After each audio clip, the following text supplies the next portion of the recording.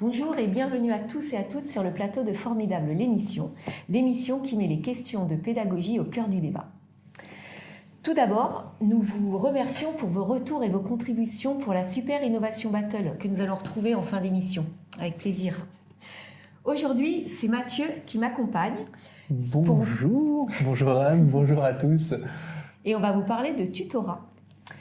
Alors, en y regardant de plus près, c'est un sujet que nous avons peu traité en fait dans la communauté Formidable. Et je trouve que c'est bien dommage. Pour traiter de cette émission, en fait, on a pris deux partis pris avec Mathieu. On va faire un focus sur le tutorat à distance, notamment dans le cadre des FMD. Et puis, on fera un deuxième focus aussi sur le tutorat sur les formations courtes, c'est-à-dire des formations qui sont d'en moyenne 15 heures. C'est à peu près, on a regardé la moyenne des formations que vous proposez. Alors, dans ce cadre-là, nous découvrirons que le tutorat, ou assistance pédagogique, peut prendre différentes formes et que l'on peut être soit dans le tutorat en réaction aux demandes des stagiaires ou être plus proactif quand l'activité tutorale est anticipée. On a 1 heure pour débattre de ce sujet. C'est parti! On vous propose pour démarrer cette séquence un petit sondage. Telle est la question. Alors, on y va. Je vais lancer le sondage. J'en profite juste avant pour m'assurer que Barbara, vous nous disiez que vous ne nous entendiez pas. Je vérifie dans le chat que c'est pas le cas de tout le monde. Sinon, dites-nous. Et sinon, Barbara, j'espère que vous avez résolu votre problème. Pour lancer les débats, pour commencer cette émission, merci l'équipe Disleco ou Dilco, je ne sais pas exactement comment on dit. Je vais lancer un sondage pour commencer à discuter de tout ça. Il va apparaître sur votre écran. Je vous lis la question. Pour vous, donc c'est une question sur vos pratiques, hein. Pour vous, le tutorat à distance dans les formations, c'est une pratique quasi inexistante, mieux vaut se concentrer sur le face-à-face pédagogique, première réponse. Un accompagnement réactif, je réponds aux questions quand il y en a, et c'est déjà pas mal. On commence à avoir des premières réponses. Un accompagnement proactif, je sollicite les apprenants, je suis leurs travaux et je les relance au besoin. Enfin, quatrième réponse, un accompagnement totalement intégré à ma pédagogie, j'entre en relation avec chacun, je planifie mon animation, je propose des ressources individualisées, je fais des liens avec les modules. La version costaud. On commence à avoir des réponses. Vous êtes 25 participants pour le moment, 26 avec les personnes qui nous rejoignent. Et on a eu 14 réponses. Je vous laisse encore quelques instants pour formuler votre réponse. Alors, est-ce que pendant qu'on les laisse répondre, est-ce qu'on ne passerait pas la parole à Julien, notre conseiller terrain de la délégation Ouest, Julien Twista, qui a des petits retours à nous faire sur cette question du tutorat par rapport à ce qu'il observe. Est-ce que Julien, tu pourrais nous en dire plus? Bonjour à tous. Sur le tutorat, en fait, nous, on a mis en place beaucoup d'accompagnements pour les organismes de formation, comme dans d'autres délégations. Et on s'est attaché à chaque fois à faire nous-mêmes de l'assistance pédagogique ou du tutorat et de le mettre en place dans tous ces accompagnements. Et je pense qu'il y a des points importants qui sont ressortis de tout ça. Le premier point qui me semble vraiment le plus important, c'est qu'en amont de la mise en place du dispositif, il faut bien réfléchir et bien construire l'accompagnement qu'on va proposer tout au long de la formation et de le planifier. Et si on schématise, moi je dirais qu'il y a 3 grands temps sur l'assistance ou le tutorat ou l'accompagnement. Le premier temps, c'est bien sûr avant la réalisation du module. C'est au moment où on va envoyer le premier mail pour dire aux participants qui peuvent se connecter, qui peuvent faire leur module. Et un mail, ça ne suffit pas. Moi, je me suis rendu compte qu'il faut au moins 2, 3 relances pour que l'ensemble des stagiaires puissent réaliser le module. Il est même arrivé que je sois obligé de faire une relance téléphonique parce que les derniers n'avaient pas fait le module. Et je pense que c'est intéressant la relance téléphonique parce que quelquefois, les gens ne font pas le module pour des problèmes techniques, mais ils n'osent pas vraiment nous contacter, ils n'osent pas voilà, nous déranger peut-être, je ne sais pas. Et ça, c'est un peu une constante d'ailleurs. On n'est pas si sollicité que ça, je trouve, par les apprenants. Donc en amont, voilà, planifier 2-3 relances, peut-être un appel téléphonique. Ça prend un peu de temps, mais une fois qu'on l'a mis en place, on peut réutiliser les mêmes mails. Donc finalement, ça se fait assez bien par la suite. Et c'est important à ce moment-là aussi d'être positif. Ça fait appel à des compétences qu'on n'a pas forcément au début, mais de pouvoir encourager, de pouvoir motiver, de pouvoir aider les apprenants à s'organiser aussi en leur rappelant qu'ils peuvent tout de suite caler un rendez-vous avec eux-mêmes dans leur agenda, même s'ils n'ont pas le temps de faire le module. Donc voilà, il y a toute cette partie amont. Je dirais que, et là du coup, oui, je pense qu'il faut vraiment être proactif. Il y a la partie, le minimum, c'est d'être réactif quand les gens nous sollicitent pendant qu'ils réalisent le module. Ça, je dirais que c'est pendant la réalisation du module. Et puis le troisième temps, c'est après. Ça, on s'est un peu rendu compte de ça quand on fait des contrôles sur pièce, nous. C'est que tous les stagiaires ne réussissent pas 100% des activités qui leur sont proposées ou 100% des quiz. Et je pense qu'il est important de réfléchir en amont à ce qu'on va proposer aux apprenants en fonction des résultats. Est-ce qu'on fait un retour individuel? Est-ce qu'on fait un retour collectif? À partir de quel niveau dans la qualité des réponses on se dit que c'était un peu juste et qu'il faut peut-être reprendre contact avec le stagiaire pour lui faire des apports complémentaires. Donc voilà les éléments que je peux vous livrer là-dessus. Et s'il y a un point qui me semble le plus important, c'est vraiment de réfléchir en amont et de construire son plan d'accompagnement pour que tout se déroule bien par la suite. Oui, c'est le titre qu'on a donné à cette émission, hein, c'est bâtir un tutorat de qualité. Et dans ton retour d'expérience, Julien, tu dis bien il faut s'intéresser à ce qui se passe avant le module, pendant le module et après le module, et t'insistes sur l'importance de planifier. Et tu parles aussi des compétences du tuteur. Ça, c'est quelque chose dont on parlera plus tard, mais est-ce que, je ne sais pas, il y a des bonnes pratiques que tu as constatées sur le terrain ou des expériences ou des accompagnements tutoraux remarquables? Alors, je ne sais pas. Moi, je sais que je m'étais beaucoup inspiré de vidéos que nous-mêmes, on avait vues dans des formations qu'on avait fait. Et donc, dans les mails types que j'avais préparés en amont, je sais que j'essayais d'avoir un petit ton humoristique, d'être encourageant, de féliciter, par exemple, les premiers stagiaires qui avaient fait le module. Alors, quelquefois, en mentant un petit peu, c'est arrivé que personne n'avait fait le module, mais...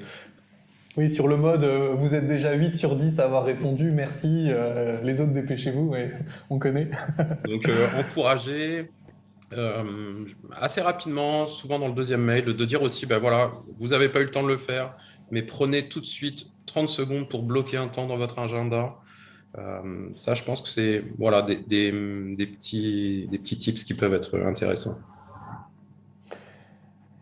Merci. Je trouve que le témoignage de Julien, merci, est vraiment, est en lien en fait avec la réponse au sondage, Mathieu. Oui, parce que cet intérêt à être un peu proactif dans la préparation de son plan d'accompagnement, son ingénierie tutorale, finalement, on repère qu'il y a quand même 45 plus 32, on va dire, hein, ouais. des sondés qui... Je partage les résultats comme ça, vous ouais. pouvez tous y accéder. N'hésitez pas aussi dans le chat à nous dire, à nous faire part d'expériences, à nous faire part éventuellement d'expériences tutorales remarquables. On peut prendre le temps de partager là-dessus. Et pendant toute l'émission, en tout cas, nous on vous lit. Donc n'hésitez pas. Et finalement, tu vois, on a quand même... Qu'est-ce qu'on voit? Ouais. On voit quand même qu'il y a 45% de personnes d'entre vous qui font un accompagnement proactif et qui sollicitent les apprenants. Donc ça, c'est très intéressant. Et quand même 32% qui sont sur un accompagnement totalement intégré à leur pédagogie. Ce qui est vraiment de très bons résultats. Oui, merci d'avoir partagé. Et merci aussi, alors on n'a pas les noms hein, évidemment, mais à celles ou ceux qui ont dit que c'était une pratique inexistante chez eux. Pardon pour le bug de son. Et merci pour vos réponses. On passe à la suite. Ouais. Donc, sur le sujet, qu'est-ce que nous apprend Learn Fiction ?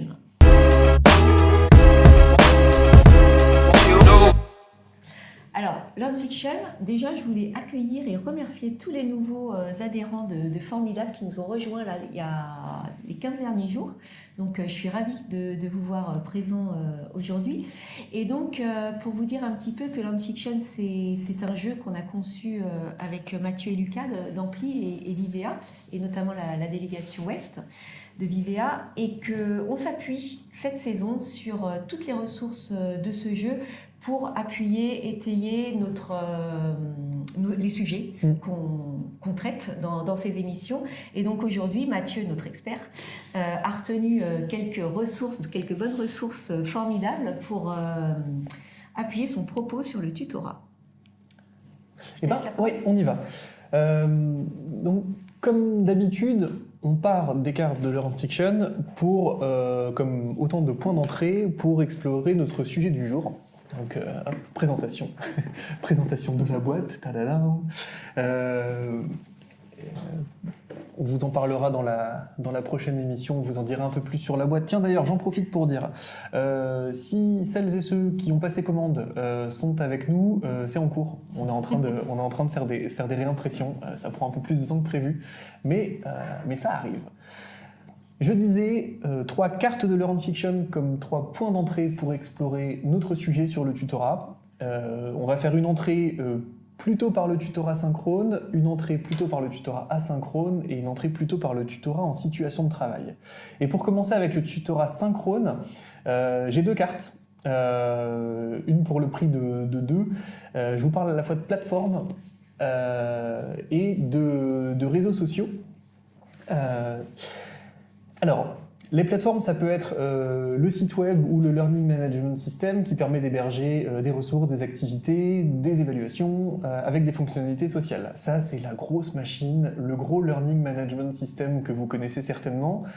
Mais là, pour vous parler de tutorat synchrone, on fait 2 pour le prix d'une. On va aussi vous parler de réseaux sociaux. Le réseau social vu comme une plateforme light, pour plein de raisons, parce qu'on n'a pas nécessairement besoin de déployer le gros LMS juste pour tutorer sur une formation courte des groupes. On n'a pas besoin de sortir la grosse artillerie. Alors déjà, peut-être parce que les OF, vous n'êtes pas nécessairement équipés du gros LMS, mais quand même, sans ça, on peut aller au-delà du simple mail. On peut, par exemple, mettre en place un petit groupe WhatsApp, un petit groupe sur LinkedIn, utiliser un Padlet ou les outils de votre choix.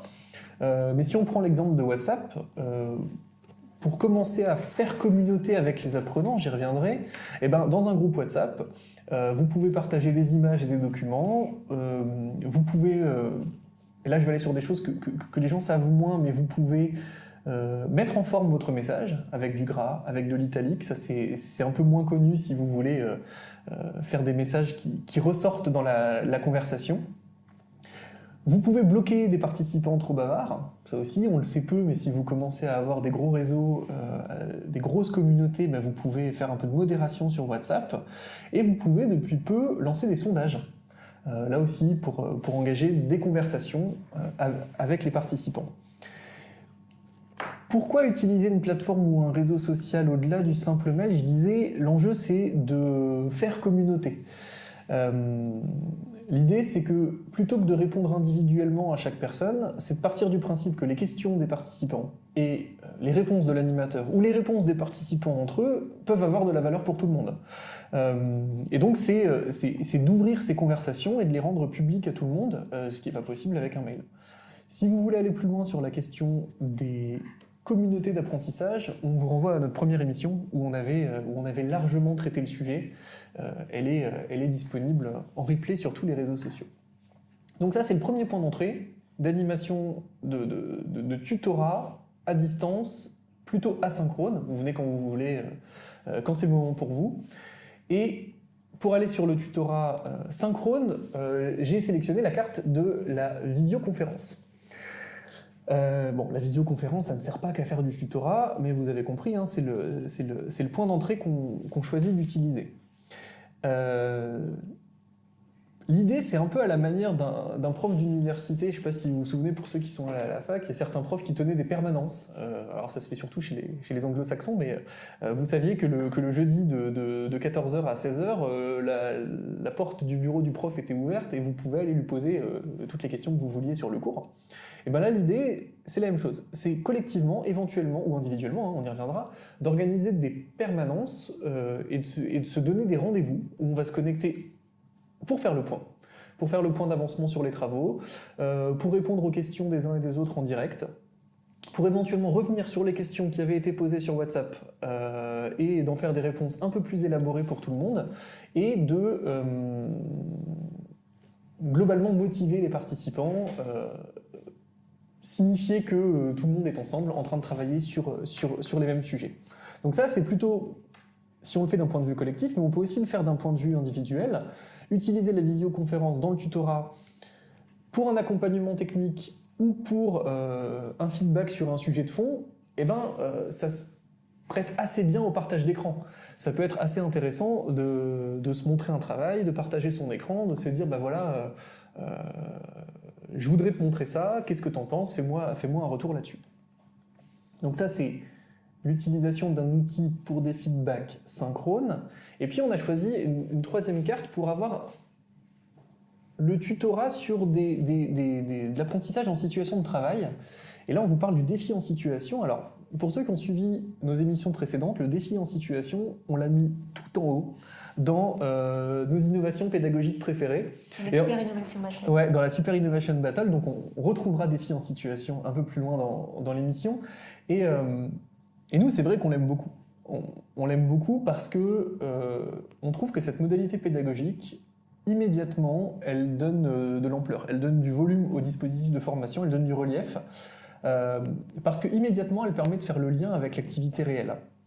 Je vais vous donner un exemple pour illustrer ça. Imaginez que vous ayez une formation sur la gestion du temps et des priorités. Prenons cet exemple, et donc vous avez 10 participants qui vont travailler sur leur gestion du temps, etc. Vous leur demandez de suivre des exercices à distance, vous leur demandez de faire un e-learning, vous leur demandez de regarder des vidéos, de répondre à des quiz, bon ok, tout ça est assez classique. Mais si vous demandez par exemple à tous les participants pendant 3 semaines, le temps de l'intercession, de dire pendant 3 semaines, je voudrais que chacun et chacune d'entre vous n'ouvre pas sa boîte mail avant 11h, et on voit ce qui se passe. Et on voit les impacts que ça va avoir sur votre gestion du temps et sur votre productivité, et bien le fait de lancer un défi dans la vraie vie, de lancer un défi en situation, et bien tout de suite, ça crée une expérience collective. Ça crée un sujet de discussion, ça engage de nouvelles pratiques, et ça, typiquement, c'est le genre de choses qui vaut le coup d'en discuter lors des tutorats à distance.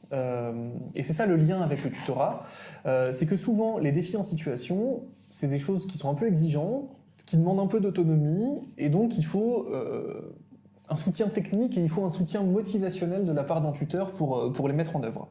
Alors, j'ai parlé de l'expérimentation avec l'exemple de l'expérience collective des mails avant 11h, mais ça peut aussi être aller me faire un reportage vidéo ou aller me faire un reportage photo sur votre exploitation, tirez-en des bonnes pratiques, partagez-les dans le groupe, et on en discutera lors du prochain présentiel ou lors du prochain rassemblement tutoral quand on fera notre permanence en visioconférence.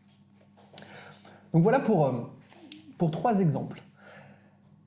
Mais en entrant par ces 3 points, vous avez vu que les rôles du tuteur, et ça rejoint ce que tu disais Julien, les compétences du tuteur, en fait, elles sont multiples et presque elles sont énormes. Enfin, le tuteur, si on met ça bout à bout, ça devient une espèce de super-héros. Si je me reprends, il faut à la fois qu'il soit animateur de communauté, accompagnateur technique, soutien à la motivation, facilitateur d'apprentissage, sur le plan méthodologique et aussi sur le plan de la cognition, d'apprendre à apprendre, de comment on se comporte, des émotions, on y reviendra plus tard. Il faut qu'il soit référent sur le fond, et peut-être parfois il faut qu'il soit évaluateur. Donc ça commence à faire beaucoup de casquettes, ça commence à faire beaucoup de super pouvoirs. Et on n'est pas nécessairement tous capables de ça. Julien, tu l'as dit tout à l'heure, d'autres compétences qu'il faut qu'on développe. On ne sait pas forcément le faire au début. Et moi, pour finir, je voudrais peut-être ouvrir la réflexion sur le fait que peut-être que toutes ces compétences, elles ne sont pas dans la même personne. Le tutorat, il ne vient pas forcément du formateur. Le tuteur, ça peut être le formateur, mais ça peut aussi être un référent technique. Le tuteur, ça peut être un expert métier. Le tuteur, ça peut être un manager qu'on implique dans la formation pour faire de l'apprentissage en situation de travail. Le tuteur, ça peut être un collègue. On parle de tutorat ou de coaching entre pairs.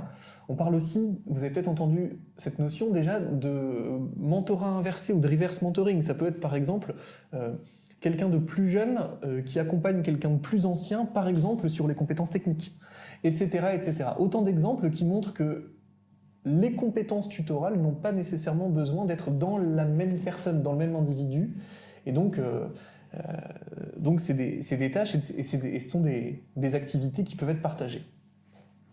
Voilà ce que je voulais vous dire pour ce retour sur Learn Fiction.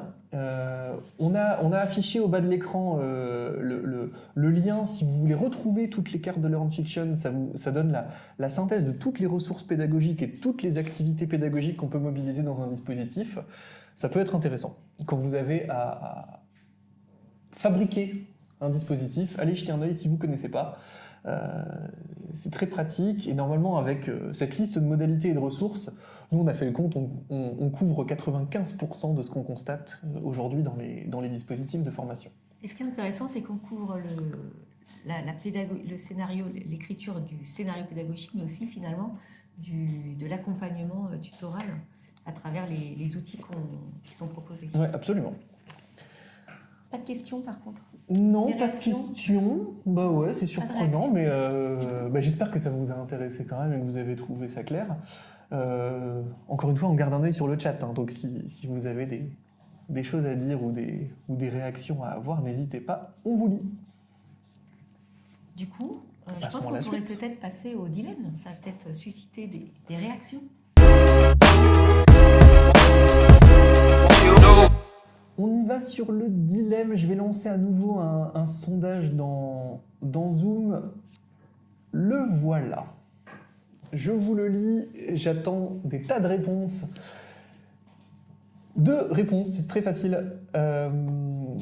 Pour votre tutorat à distance, si vous avez le choix des outils, ce qui n'est pas toujours le cas, vous préférez A. Utiliser une plateforme professionnelle de formation avec envoi des mails, relanceuse automatique, hébergement de ressources multimédia, questionnaire autocorrigé, suivi de la participation, autrement dit, la grosse machine qui fait tout bien. Réponse B, bricoler un groupe dans une messagerie, par exemple avec WhatsApp, et ajouter des outils tiers au besoin si ça ne suffit pas, comme par exemple un outil de questionnaire, un tableau blanc collaboratif ou ce genre de choses. J'attends vos réponses, et Jean-Philippe demande pourquoi choisir, c'est une bonne question. Alors si, quand même, j'ai une réponse au-delà de parce qu'on vous le demande et que sinon il n'y aurait pas de dilemme, mais... ça peut être des choix faits...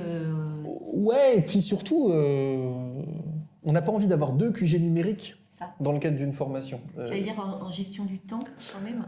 C'est plus facile d'avoir tout de réuni. Ouais, c'est bien d'avoir un point d'entrée unique où on sait qu'on va tout retrouver. C'est une question rhétorique. Bon, on y a quand même répondu. Et je réponds dans le chat. Oui, Mathieu est en train de mettre dans le chat le lien. Oh là là, Raoul a été beaucoup plus rapide que moi, bravo. Merci Raoul. Merci Raoul qui est qui est avec nous en régie, salut. Qu'est-ce que ça nous donne, vos réponses? Alors, on a des réponses qui sont assez partagées, intéressant. Je vous partage les résultats. 59% d'entre vous utilisent la plateforme, 41% d'entre vous utilisent le bricolage. Je le dis comme ça, le petit réseau social bricolé. Maintenant, j'ai un peu envie qu'on en discute. Est-ce que parmi celles et ceux qui ont dit « je préfère bricoler », quelqu'un veut prendre la parole et nous dire pourquoi? N'hésitez pas, ouvrez les micros, prenez la parole, sentez-vous libre. Je sais que c'est pas le plus facile. Est-ce que peut-être que c'est un problème de choix ou de budget aussi? Ouais, mais pas la possibilité de, c'est ça que j'aimerais savoir. Plateforme. Est-ce que c'est le cas ou est-ce que c'est pour d'autres raisons? Ou alors répondez-nous dans le chat. Hein. Ouais. Est-ce que c'est un problème de simplicité? Est-ce que c'est un problème de gestion du temps? Est-ce que c'est un problème de budget? Est-ce que c'est un problème de on ne veut pas utiliser le numéro de téléphone de nos apprenants. Est-ce que ça mérite de partager? On vous écoute et on vous lit, donc vraiment comme vous voulez. On n'a pas de réaction. Je veux bien prendre la parole. Oui, oui. Moi, je suis Anne-Laure de Jurifort. Moi, j'ai répondu la réponse A sur l'utilisation de la plateforme professionnelle. On s'est doté depuis peu justement d'une plateforme et on était plutôt dans le bricolage auparavant. Quand on se place côté apprenant et exploitant, c'est compliqué en fait la multiplicité des outils. C'est-à-dire que l'exploitant, il va déjà recevoir un mail avec sa convention de formation, puis un mail avec sa convocation, puis après des ressources pédagogiques via autre chose, puis un WhatsApp sur son téléphone pour la communauté d'apprentissage.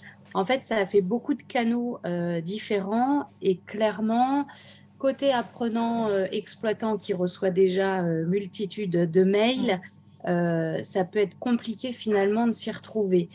La plateforme, ça permet d'avoir un seul point d'entrée, même s'il va utiliser différents outils potentiellement, mais au moins, il aura un seul outil où il sait qu'il peut tout retrouver au même endroit. Après, la difficulté, c'est évidemment côté organisme de formation. Il faut se doter d'un outil, il faut réussir à le paramétrer correctement. Ça demande de aussi développer des compétences de notre côté. Et puis sur le tutorat, puisque c'est le sujet, je rejoins ce que Julien disait. Pour avoir un peu expérimenté là, il faut effectivement vraiment beaucoup l'anticiper. Ça demande du temps, mais finalement, si on ne l'anticipe pas, ça nous demandera encore plus de temps pour rattraper au fil de l'eau ce qu'on n'aurait pas fait en amont. Donc la plateforme, elle permet en tout cas d'anticiper peut-être plus facilement, mais ça demande quand même une sacrée réflexion et puis surtout de créer un petit peu une équipe pilote sur justement le qui fait quoi, qui répond à quelles questions en fonction de ses compétences et de ses attributions, je dirais. Voilà. Ouais, merci beaucoup pour le témoignage, Anne-Laure. La première partie de votre réponse, je trouve, rejoint assez bien le concept de QG numérique. Ouais, je résume ça comme ça, mais ça me tient à cœur. C'est une question d'ergonomie, c'est une question presque d'expérience utilisateur. Vous l'avez bien dit, hein, si on multiplie les outils, on risque de perdre tout le monde. Donc le point d'entrée unique où on est sûr de tout retrouver.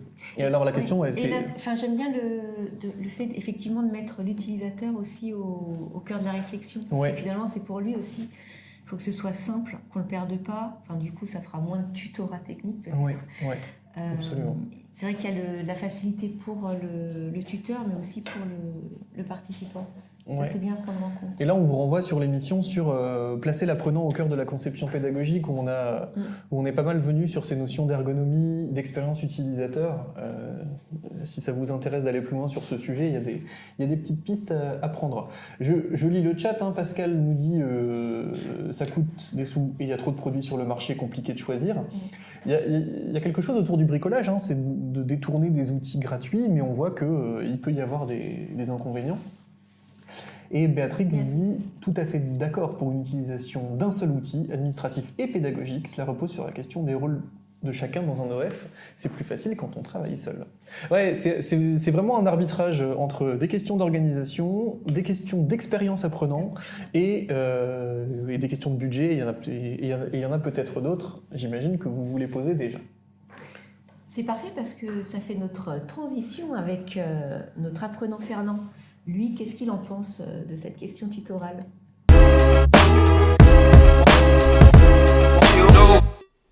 Bâtir un tutorat de qualité dans les formations courtes. Beau défi, dites-moi. Parce que le tutorat dans les formations longues, je vois. C'est la personne qui est tout le temps par-dessus votre épaule pour voir si vous apprenez bien, si vous travaillez bien, si vous avancez bien, qui n'arrête pas de vous demander de faire un point pour faire un point. C'est parfois pesant, mais ça aide à tenir le cap. Mais dans les formations courtes, qui comportent du e-learning en plus, en général, c'est plutôt discret, non? Fantomatique même. Entre le petit mail de bienvenue qui nous permet de nous rappeler le programme et le mail de clôture qui permet d'envoyer le support, c'est le désert. Et du coup, on se retrouve souvent un peu seul face à son écran. En mode esprit tuteur, es-tu là? Esprit, es-tu là pour m'aider à me connecter quand mon matériel fait des siennes? Esprit, es-tu là pour qu'on discute ensemble de cette méthode que je crois avoir comprise mais peut-être pas assez pour la mettre en œuvre? Esprit tuteur, es-tu là pour m'aider à organiser mes travaux d'apprentissage et à les articuler avec mes situations professionnelles? Je ne crois pas, non. Il n'y a personne. Hein, esprit, il n'y a personne. Non, mais je comprends. Tu es sans doute occupé à tutorer d'autres apprenants, par centaines, dont on t'a confié la responsabilité. Je suis pas tout seul, quoi. Bref, ce qui est sûr, c'est que j'aimerais bien pouvoir compter sur toi plus souvent, l'esprit. Mais pas trop souvent non plus. Parce qu'aux antipodes de l'esprit tuteur, il y a le tuteur professionnel. Celui qui te tutore tellement que tu n'as plus le temps d'apprendre. Mais d'après lui, c'est pas grave. Parce que l'essentiel, c'est pas d'apprendre, c'est d'apprendre à apprendre. Mais du coup, quand j'aurai fini d'apprendre à apprendre, est-ce que je pourrai apprendre? Ah, ça dépend. Et ça dépend surtout de ma disponibilité émotionnelle. Parce que oui, le tuteur professionnel, il nourrit une passion sans fin pour mes émotions. Il faut tout le temps qu'on en parle. Comment je me sens? Qu'est-ce que je ressens? Je sais pas moi, je voudrais bien qu'on avance là. Ouais, d'ailleurs, il y a un truc dont je voudrais qu'on discute là sur le fond, quelque chose que j'ai pas très bien compris. Ah non, mais je suis pas là pour t'aider sur le fond. Je ne suis qu'un facilitateur. C'est toi qui as les ressources, c'est toi l'expert métier. Tu me fatigues là. Je peux pas t'aider si t'es pas dans la bonne posture. Ouais, ok. Mais franchement, moi ça m'aiderait vraiment, j'aurais besoin de pouvoir discuter sur le fond parfois. Celui dont j'aurais besoin, c'est le tuteur expert. Après je dis ça, mais la dernière fois que j'ai posé à mon tuteur une question sur son sujet de prédilection, j'en ai pris pour 2 heures d'informations descendantes avec 1 tonne de lectures complémentaires et des pistes pour aller plus loin. Ça m'a pas tellement aidé là. Au final, entre les tuteurs trop discrets, ceux qui font de la métapédagogie et les experts d'un sujet de niche, je sais pas celui qui m'est vraiment le plus utile. À tous les coups, ça doit encore être une question d'équilibre, ce truc-là. Enfin, moi je dis ça, je dis rien. On s'est dit que pour une émission qui parlait de formation et destinée au métier de la formation, ce serait quand même bien de donner la parole à un apprenant, mais on aurait peut-être pu en choisir un qui soit un peu moins soupolé. Dites-nous d'ailleurs ce que vous en pensez si vous le souhaitez, mais juste avant, on vous a pas montré les résultats du dilemme. Alors je les partage super vite. Hein. C'est assez partagé, vous êtes 59% à utiliser les grosses plateformes et 41% à être plutôt sur le bricolage. On avance sur notre séquence qu'on adore avec Mathieu, Ah oui. la Super Innovation Battle.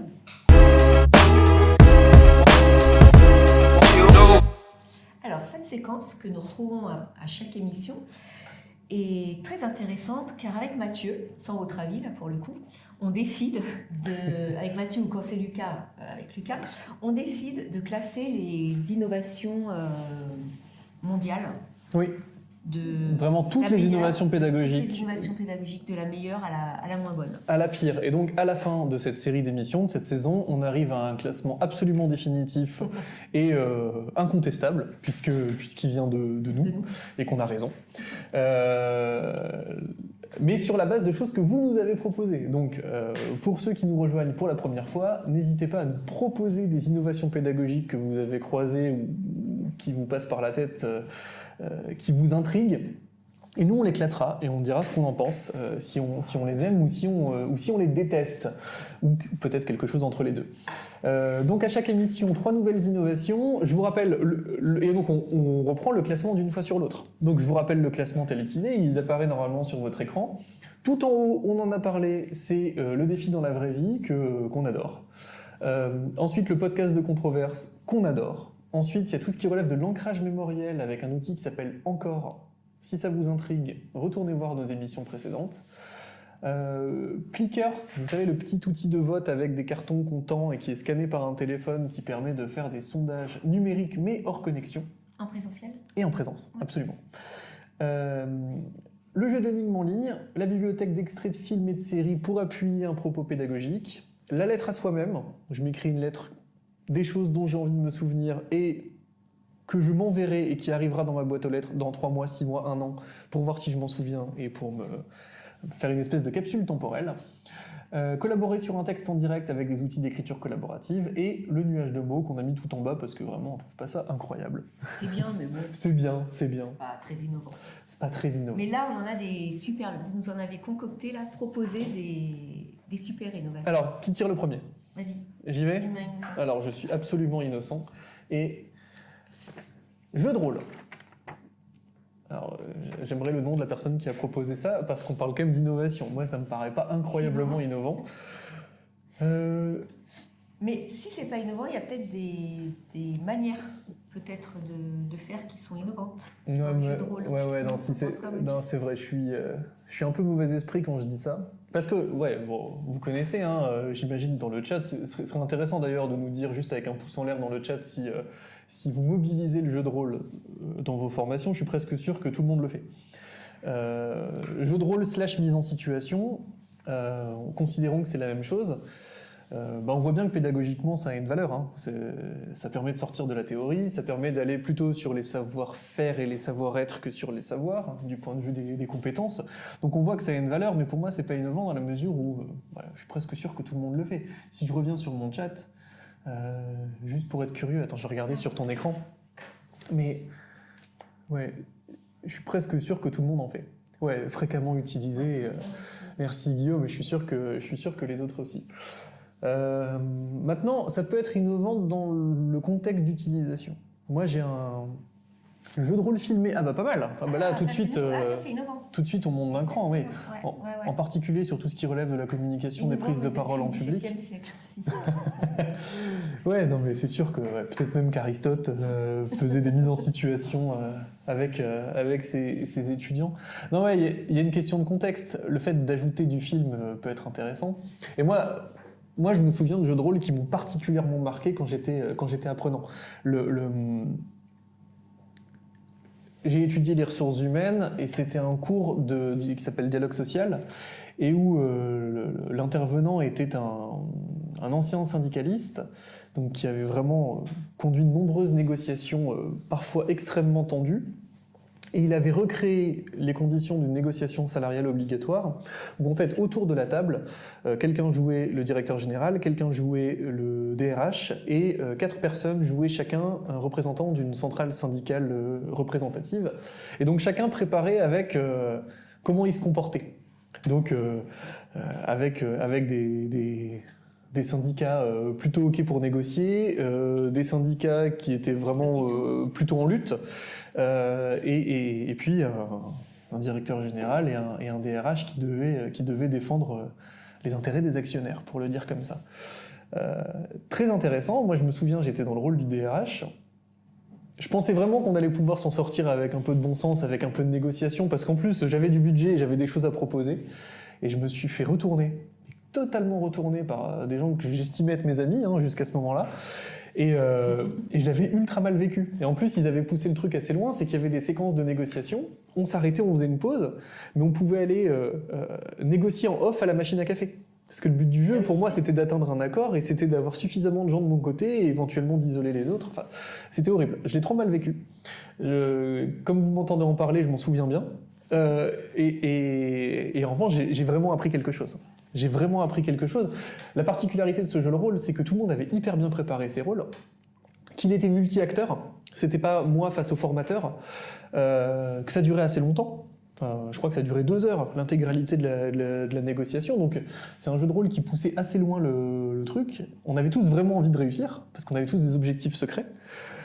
Donc un jeu de rôle un peu poussé, un peu préparé, c'est bien. Mais moi, je pense que là, dans notre Super Innovation Battle, oui. On ne conteste pas l'intérêt pédagogique du jeu de rôle. Ouais. Mais bon, point de vue innovation, est-ce que ça l'est? Je trouve que c'est intéressant, c'est une modalité qui est intéressante, qui est puissante, permet de répondre à pas mal d'objectifs, d'appréhender des situations différentes.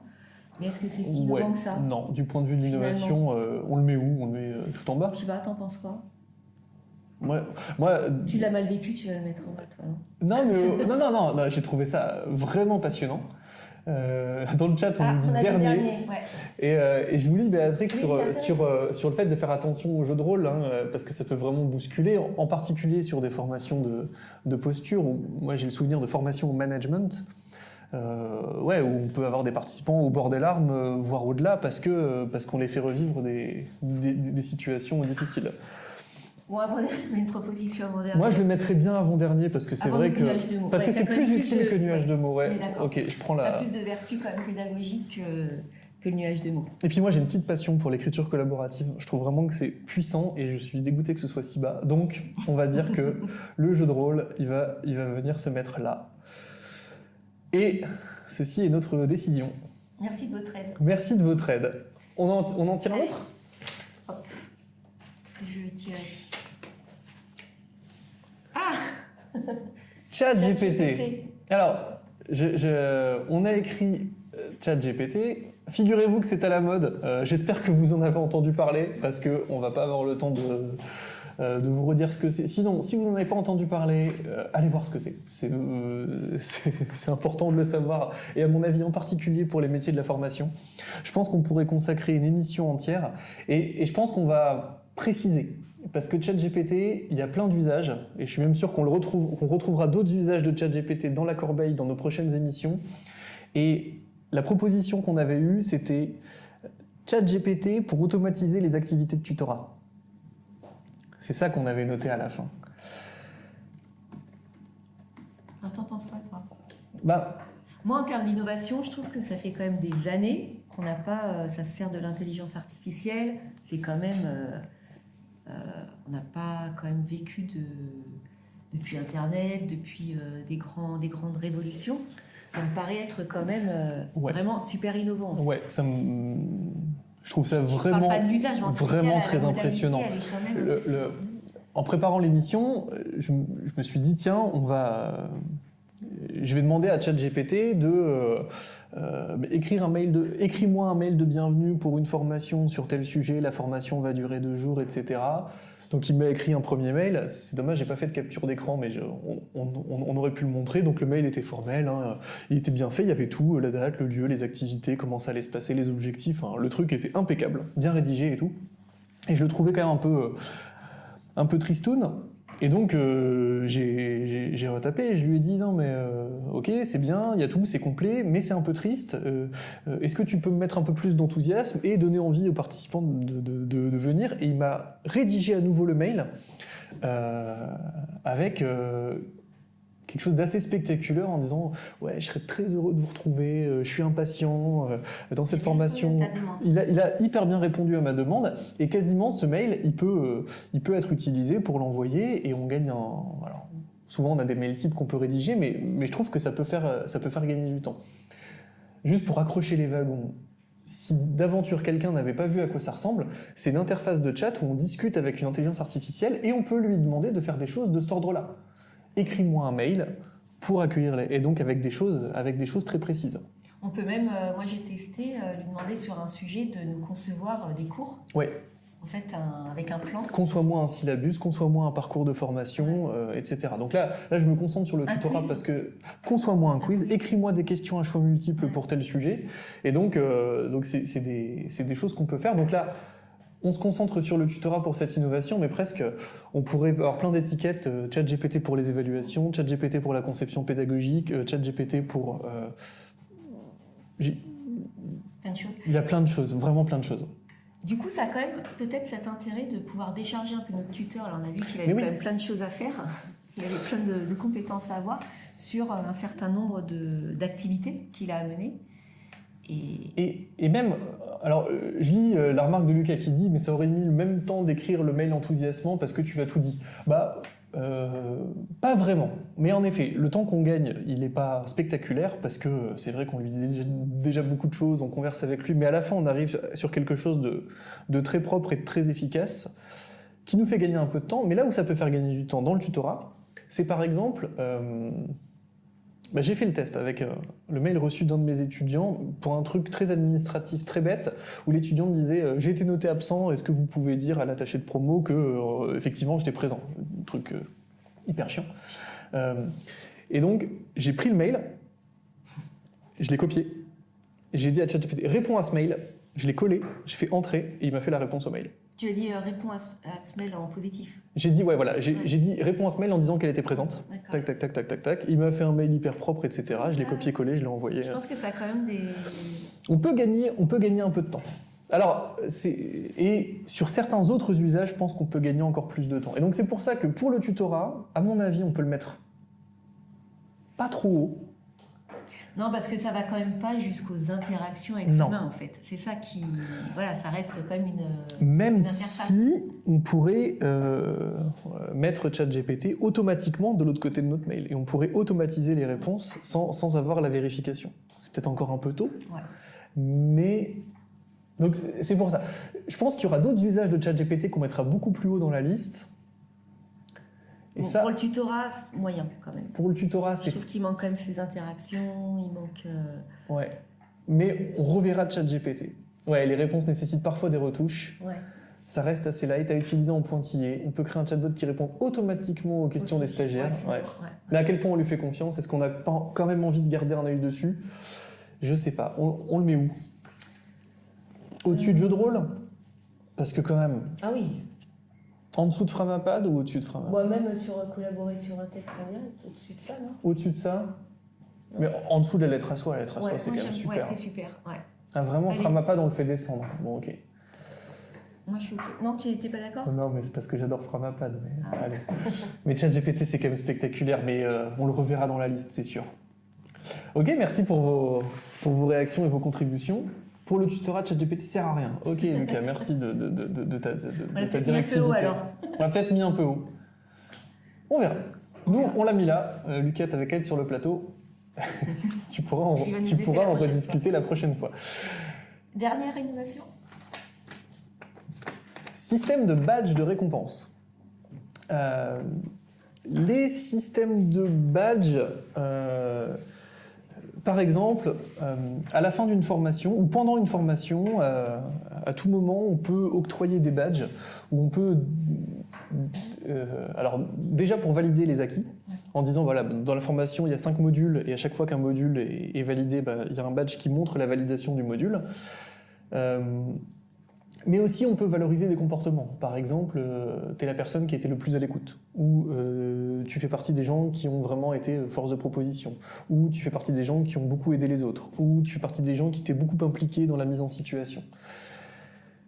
Les badges de récompense, en fait, ça vient notamment des cours en ligne et à distance. À l'époque des MOOC, ça avait fait beaucoup ça avait suscité pas mal d'intérêt parce qu'il y avait un enjeu de pouvoir montrer dans une espèce de portfolio de compétences, les MOOC qu'on avait suivis et les compétences qui avaient été valorisées à la fois par les organisateurs des MOOC et par les gens avec qui on avait étudié dans les MOOC. Et ça permettait de dire, bon, à la fin, j'ai pas de diplôme, j'ai pas de certificat, je peux pas exactement le mettre sur mon CV, mais regarde mon portfolio, j'ai suivi tout ça a été validé, etc.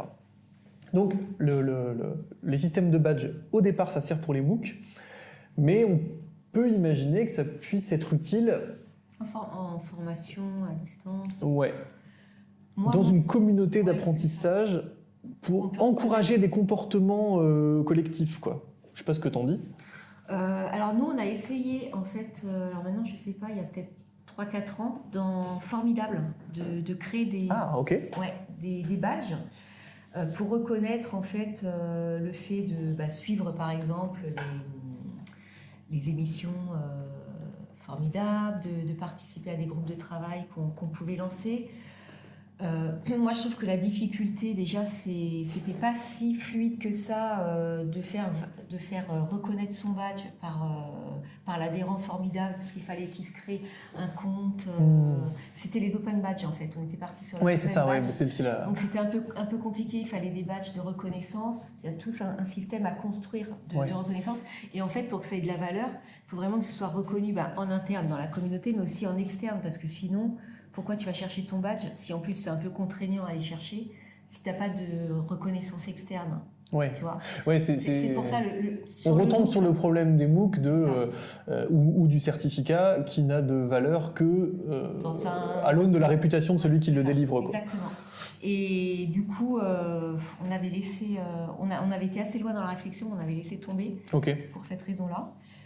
Après, je trouve que dans des petites formations, moi, je me disais, est-ce que c'est pas un peu gadget et est-ce que ça, c'est pas, on se trompe pas avec la gamification? Enfin, est-ce qu'il n'y a pas un peu Ouais. Et même au-delà de ça, pour aller encore plus loin, c'est que je trouve qu'on reproduit un peu le système de bons points de l'école maternelle. C'est ça, exactement. Et que c'est comme pour la gamification, hein, il faut le faire avec beaucoup de vigilance. C'est un sujet que j'aime beaucoup et je pense qu'on en reparlera dans de prochaines émissions. Mais quand on gamifie une formation, il faut veiller à deux choses. Il faut être ni manipulatoire ni infantilisant. Ouais, et donc, plutôt que de dire « tu auras un bon point si tu te comportes comme ça », c'est de dire, bah voilà, moi les comportements que j'aimerais voir dans cette communauté, c'est ceux-là, je compte sur vous pour les avoir parce que ça a une valeur, à vous de jouer. Et je vous fais confiance, et vous êtes des adultes apprenants. Donc de ce point de vue, moi je les mettrais tous en bas en fait. Je sais pas, toi aussi, ça sert à rien. Non, surtout du feedback, on peut en faire autrement, enfin voilà, on n'a pas besoin des badges, je pense, pour... Donc désolé à la personne qui nous a proposé, qui nous a proposé cette idée, mais franchement, proposez-nous des mauvaises idées, hein, on sera ravis d'en dire du mal, ça nous fait toujours très plaisir. On aime bien ce classement quand même, Mathieu, non? Bah moi j'aime bien ce classement, mais là c'est pas une bonne moisson, hein. Franchement là les trois du jour. Bon, le challenge pour la prochaine émission, proposez-nous vraiment des innovations qui nous fassent remonter et changer les trois premiers là. Carrément. On casse un peu ce podium. On a envie de parler de choses qui nous amusent beaucoup plus.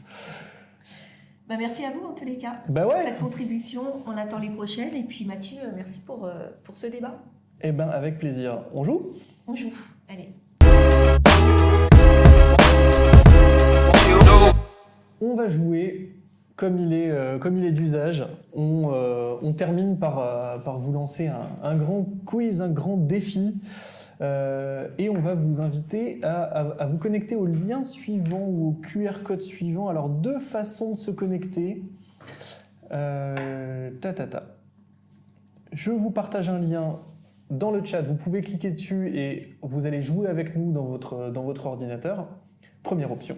Mathieu, oui, pardon. Oui, je t'écoute. Ce qu'il faut bien redire quand même pour les nouveaux, c'est que c'est un jeu où il faut de la rapidité. Ah oui, je vais le redire. Ouais. Pareil, on peut dire en attendant que ce grand quiz nous permet un classement des gagnants par la rapidité. Oui, à la fin, il y aura un gagnant de l'émission. Et puis à la fin de la saison, on aura un gagnant toute catégorie, on espère. Alors, on a Julien, on a Pascal, on a Élise, on a VD, on a Guillaume, Édouard, Netty, Aurélien, Aurélie, Ibé, Cathy, Anne-Laure, Barbara, Caro, Seka, Marie, Pif Paf Pouf, Série, Emmanuel, ELN, Sève et Céline qui nous ont rejoints. J'attends encore un instant. On a 5 questions pour vous. Je vais lancer le chat. Le quiz. Et c'est parti.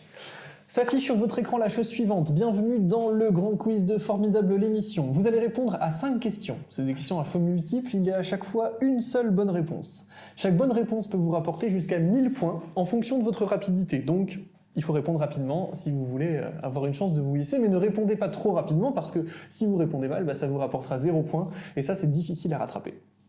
Attention, la première question arrive. J'espère que vous avez les doigts sur votre souris, les mains sur le buzzer. Et voici la première question. Quels sont les outils utilisés pour le tutorat à distance ? Messagerie instantanée, visioconférence et email, téléphone fax, messagerie postale, télégramme, télétype, courrier pneumatique. C'est une première question d'échauffement. On commence tranquillement. Et donc on a normalement des réponses. C'est Paul qui a bien répondu, qui a été le plus rapide. Bravo Paul. Ensuite, Édouard, Sève et Barbara qui complètent le haut du classement. La première question était assez facile et toutes les questions vont porter sur le thème de l'émission du jour, vont porter sur le tutorat. Mais vous vous en doutez, ça va se compliquer. Deuxième question. Parmi les fonctionnalités suivantes, laquelle n'est pas disponible sur WhatsApp ? Réponse A, l'envoi de documents. Réponse B, la création de sondages. Réponse C, Le blocage des messages des participants. Réponse D. Toutes ces fonctionnalités sont disponibles. Ça répond. J'ai mes 25 réponses. Vous avez été très rapide. La bonne réponse est toutes ces fonctionnalités sont disponibles. Je m'arrête 2 secondes là-dessus. L'envoi de documents est possible sur WhatsApp à l'instar de l'envoi de photos. Et d'ailleurs, il y a une fonctionnalité assez utile si vous décidez de faire des petits groupes d'apprenants sur WhatsApp, c'est que quand vous cliquez sur les options du groupe, vous pouvez retrouver tous les documents. Ça permet qu'ils ne se perdent pas dans le fil. Si par exemple vous envoyez la convocation ou si vous envoyez le programme et qu'ensuite ça discute et qu'on ne retrouve plus jamais, c'est assez pratique de pouvoir revenir pour voir les documents qui ont été partagés. Depuis peu, on en a parlé tout à l'heure, on peut créer des sondages.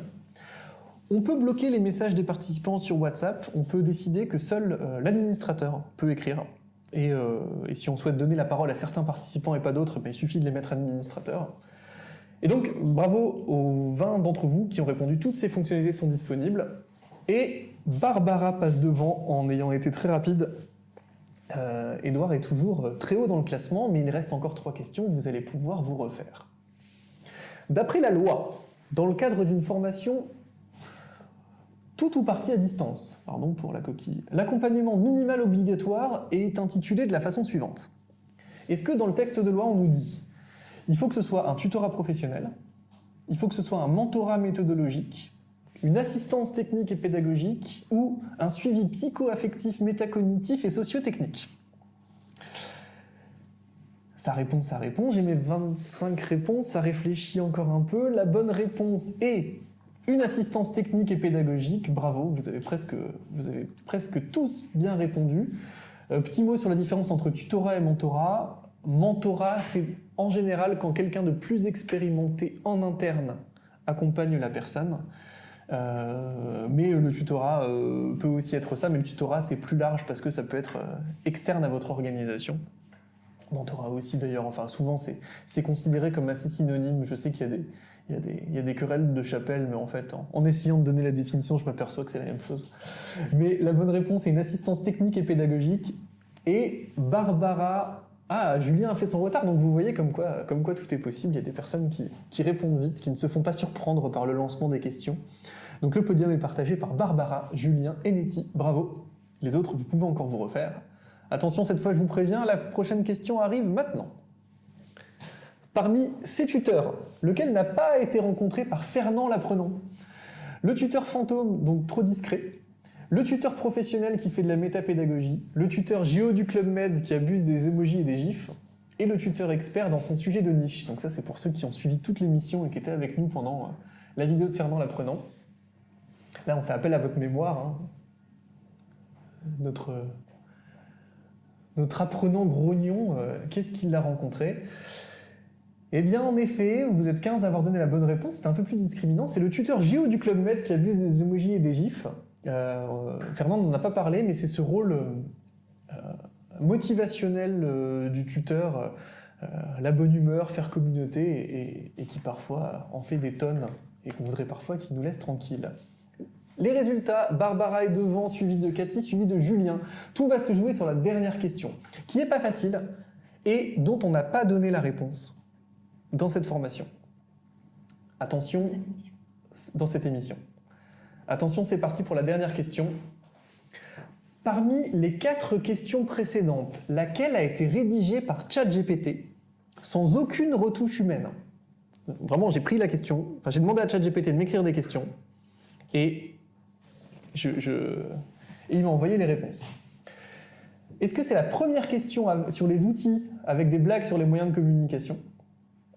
Vous vous souvenez, messages de fumée et compagnie. Est-ce que c'est la deuxième question sur les fonctionnalités de WhatsApp qui dit qu'on peut faire plein de choses avec WhatsApp? Donc, la troisième question sur la loi avec une réponse pleine de noms composés compliqués. La quatrième sur les types de tuteurs rencontrés par Fernand, et là franchement ce serait très fort. Ou la dernière, aucune question n'a été rédigée par ChatGPT, quand même, ce serait fort de café, c'est pas capable de faire ça. Avant de donner la réponse, parce que je vois que ça bouge encore, donc déjà je vais vous donner le tableau des résultats. Alors comment faire? Vous ne voulez pas donner la réponse? Non, je vais donner la réponse. Je ne sais pas si vous pouvez encore changer, c'est pour ça. Vous n'êtes que 2 à avoir donné la bonne réponse. La bonne réponse, c'est la première.